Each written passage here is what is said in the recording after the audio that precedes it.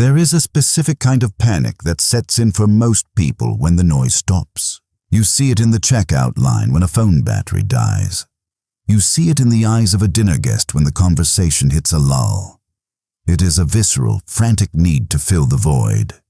To check a notification, to make a joke, to find something, anything outside of themselves to latch on to. Blaise Pascal, the French mathematician, famously noted that all of humanity's problems stem from man's inability to sit quietly in a room alone. He was right, but he didn't explain why. The terror of silence is not about boredom. It is about confrontation. When the external world recedes, the internal world advances. And for the vast majority of people, that internal world is a chaotic courtroom of unhealed traumas, insecurities, and a desperate need for validation. But then there are the others. Maybe you are one of them. You are the one who feels a strange sense of relief when plans are cancelled. You are the one who can sit in a parked car for 20 minutes after arriving home, not because you are depressed, but because the silence feels like oxygen. If you find that you do not merely tolerate solitude, but actually crave it, you are operating on a different psychological frequency than the modern baseline. This is not about being introverted. It is not about social anxiety. It is about the possession of a rare set of character traits that the Stoics called Autarkeia, self-sufficiency. But be warned, possessing these traits does not make life easier. In a world built on codependency, self-sufficiency is often viewed with suspicion. To understand why you find peace where others find panic, we must strip away the modern stigma of the loner. Society tells us that humans are social animals. This is true, but society has distorted this biological fact into a psychological prison. We have confused connection with attachment. The Stoic philosopher Epictetus argued that freedom is the only worthy goal in life, and that freedom is impossible if our emotional stability depends on things outside of our control. Most people are slaves to the other. They need the other to tell them they are good or smart or successful.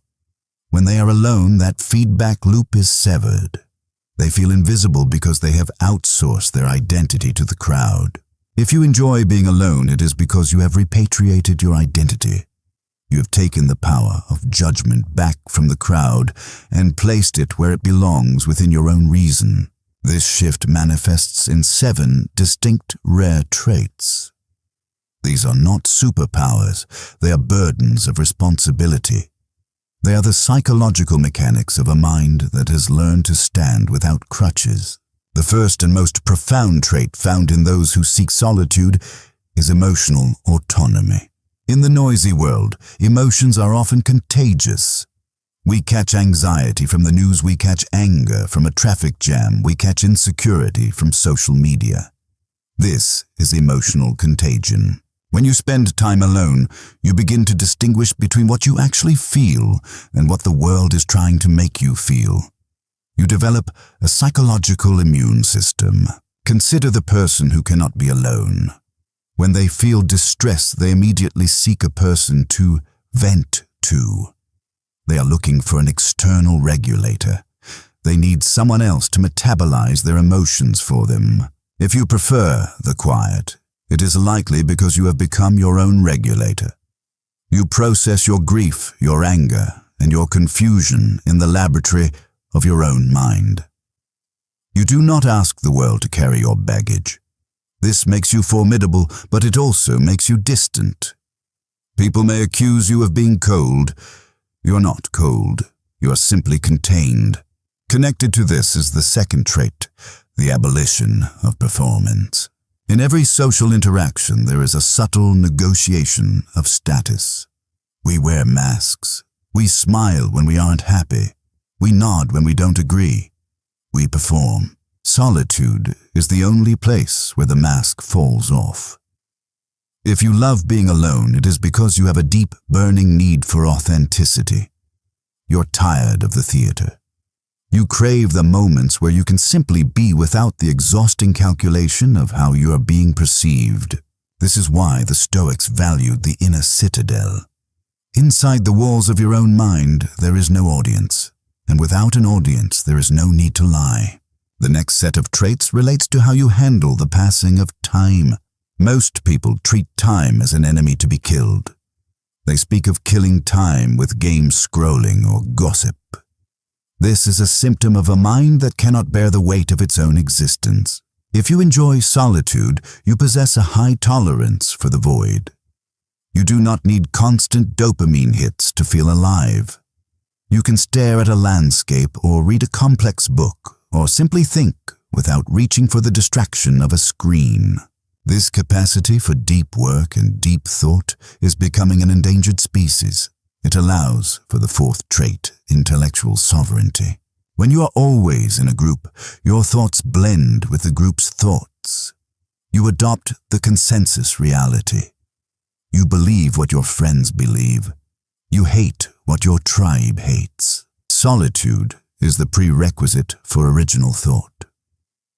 Marcus Aurelius wrote his meditations not in a lecture hall, but in a tent on the chaos of the front lines alone with his journal. He understood that to see the truth, one must step away from the collective hallucination. If you prefer your own company, it is likely because you value your own judgment more than the consensus. You have realized that the majority is often wrong, or at the very least confused. You trust the architecture of your own logic. The final traits are perhaps the darkest, but they are the source of your true strength. To be alone is to be unobserved. No one is watching.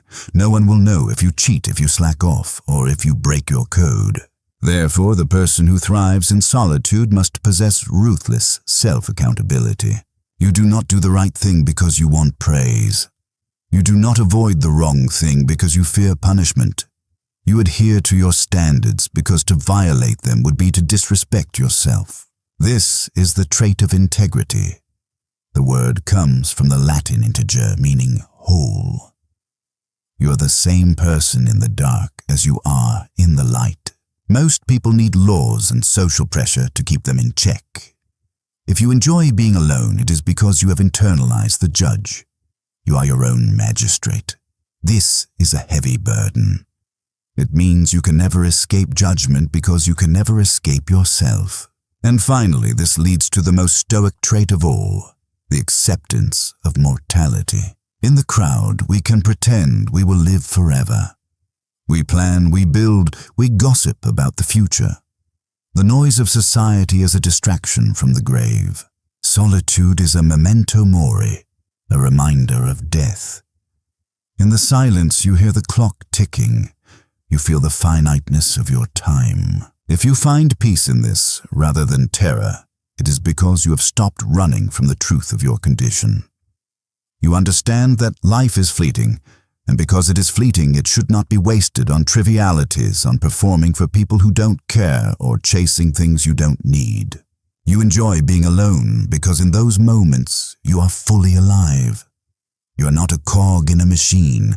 You are a conscious observer of your own brief, miraculous existence.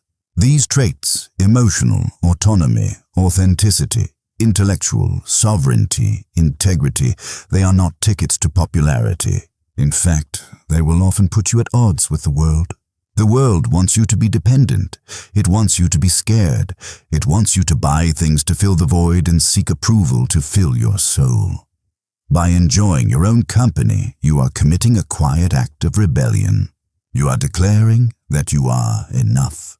But do not mistake this self-sufficiency for arrogance.